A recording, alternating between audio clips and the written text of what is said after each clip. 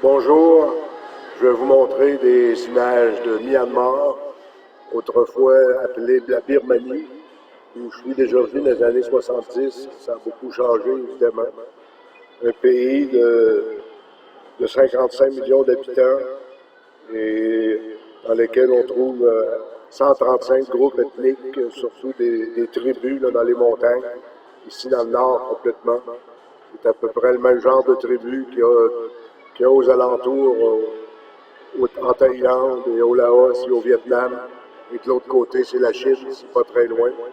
Il y a des autobus pleins de Chinois là, qui passent, mais nous autres, on ne peut pas passer. Donc, c'est un vieux pays. On a trouvé des fossiles qui datent de 750 000 ans d'Homo erectus. Et Homo sapiens est ici depuis à peu près 25 000 ans. Donc, c'est un pays assez fragmenté, dans lequel il y a beaucoup de conflits, des conflits ethniques, des conflits politiques, de toutes sortes. Alors, il y a bien des endroits où on ne peut pas aller.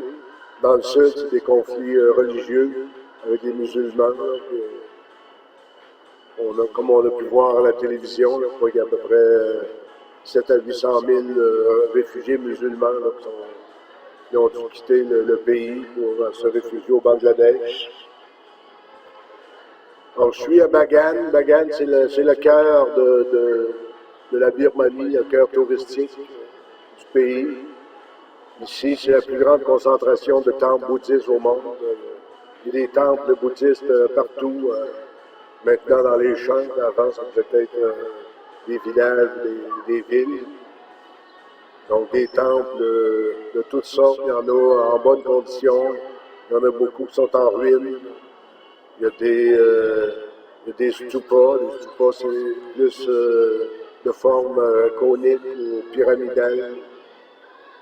Il y a des pagodas là, à étages aussi. Donc, une assez grande diversité d'architecture quand même. Il y en a qui sont recouverts d'or ou de bronze. Alors, c'est très beau. Ici à Bagan, je suis venu ici avant hier.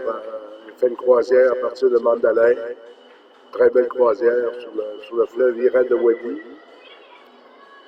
Ça a pris 10 heures. J'ai pris beaucoup de photos. On voit des pêcheurs, on voit rarement, mais quelques petits villages le long des côtes. Et on voit beaucoup de temples et de pagodes. Il y a aussi des dragueurs là, qui cherchent de l'or. Et bon, il y a toutes sortes de bateaux de toutes sortes, des barges, bon, toutes sortes de bateaux, toutes sortes de grosseurs. Alors c'était très beau, très intéressant. La température est un peu chaude, le soleil frappe pas mal. Alors, les femmes ici, les filles se mettent une espèce de pommade, là, une crème solaire, qu'ils prennent des arbres. Il y a même des touristes, j'ai vu qui s'en sont mis. Apparemment, ça protège contre le soleil et aussi peut-être comme des maux de tête. Donc, ici, si on remonte, là, les temples ont été construits vers le 12e, 13e siècle. À ce moment-là, il y avait Angkor Wat, il y avait deux grands empires, l'Empire Khmer et l'Empire de Bagan. Et bon, ils se sont chicanés un peu, mais finalement, c'est les Mongols qui sont venus ici, qui ont rasé. Ça devait être vers le 13e siècle. Donc, les deux grandes puissances ici qui ont laissé des ruines formidables. Après les guerres avec les Mongols, il y a eu les guerres avec les Anglais. Les Anglais ont fait 3 guerres ici. Ils ont colonisé à partir, je pense, de 1824. Et puis, ils ont donné l'indépendance en 1948. Et on a un gouvernement plutôt militaire qui fait des élections. Donc, une une dictature réussie sous apparence, une apparence de démocratie. Donc, c'est une dictature parfaite. Ensuite, bon, ici, c'est le centre, vraiment le centre touristique. C'est bien organisé pour les touristes, les avions, les bateaux, les hôtels, les restaurants. La nourriture est variée, qui ressemble beaucoup à celle de Thaïlande. Donc, à base de riz et à base de nouilles. Et on mange aussi en soupe. Et bon, le poisson, le poulet, le porc, surtout le porc qui est le plus apprécié, qui est le plus mangé. Et on fait des grillades aussi, des brochettes dans lesquelles on fait cuire toutes sortes de choses, comme de la saucisse et d'autres parties, là, des tripes, des choses comme ça, des œufs même que j'ai vus en brochette. Donc ici, il y a au moins, je ne sais pas combien de temples, là, mais plusieurs centaines de temples et de pagodes. Vous allez voir, vous allez en voir sur la vidéo. Moi, je vais faire 4 vidéos sur le Myanmar. Alors, on loue des bicycles. Je me promène en bicycle à Mandalay. J'ai fait 2 jours de bicyclette. Hier, ici, j'ai fait de la moto, des scooters électriques.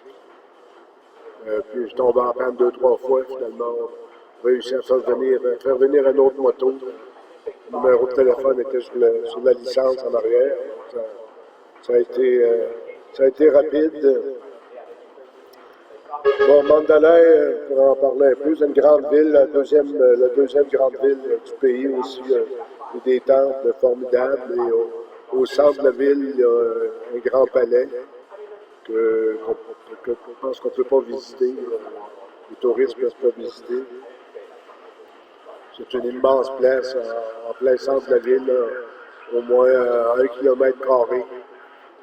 C'est boisé, il y a des parcs à l'intérieur.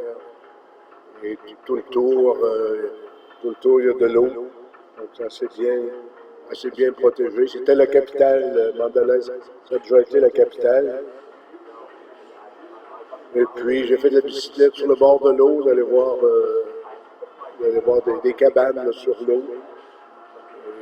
Des pêcheurs, des poissons qui vont être en train d'arranger et de vendre au marché, sur le bord de la route, de la rue. Vous allez en voir d'autres aussi. Demain, je vais à une autre place qui s'appelle Les Lakes, où c'est un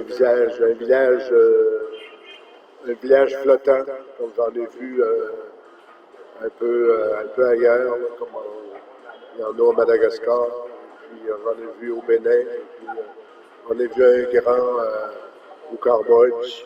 Donc des maisons sur pilotis, des villages flottants, des marchés flottants, c'est supposé être très intéressant. Et puis, bon, c'est à peu près tout. C'est assez boisé, le pays est assez boisé, on trouve du bambou, parce que partout, de l'acacia, du teck, il y a des pins, des palmiers, des cocotiers. Il y a des arbres fruitiers aussi, beaucoup. On s'est bien organisé pour le tourisme, c'est très, très beau. Les auberges aussi, c'est une auberge pas chère avec piscine et thé, café gratuit toute la journée. C'est très bien organisé, ils vendent des billets, des billets d'autobus, des billets de bateaux. Alors, pour les hôtels, il y en a de tous les prix, à partir des auberges de jeunesse, là, où on couche à 6 par chambre. C'est très bien organisé, c'est neuf aussi. Ici, la monnaie, ils n'ont pas de pièces dures. Bon, on voit des moines partout, des enfants moines. Alors, il y a beaucoup de superstitions aussi, comme en Afrique. Je vais en partager d'ailleurs quelques-unes quand je vais poster mes vidéos. Et bon, les hommes, ils portent des jupes qu'on appelle, je pense, des sarons, qu'on appelle le longi.